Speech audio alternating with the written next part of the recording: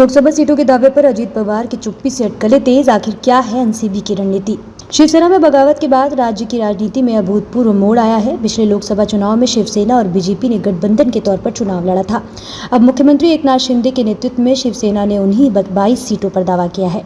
BJP ने शिंदे गुट के साथ आने वाले 13 सांसदों के लिए निर्वाचन क्षेत्र छोड़ने की तैयारी भी दिखाई और उसी के अनुसार योजना बनाई है।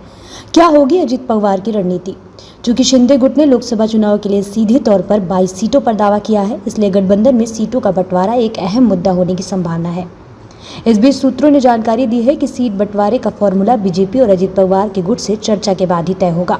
हालांकि इस संबंध में अजीत पवार गुट की क्या भूमिका होगी, ये जानकारी अभी सामने नहीं आई है। इस संबंध में राहुल शेवाले ने कहा कि शिंदे गुट, बीजेपी और अजीत पवार गुट मिलकर चर्चा करेंगे और रास्ता निकालेंगे। क्या बोले राहुल शेवाले? महाराष्ट्र की 22 लोकसभा सीटों पर शिवसेना शिंदे गुट के सांसद राहुल शेवाले का दावा बरकरार है। साथ ही उन्होंने विश्वास जताया है कि 13 सांसदों की सीटों पर समर्थक दोबारा चुनाव लड़ेंगे।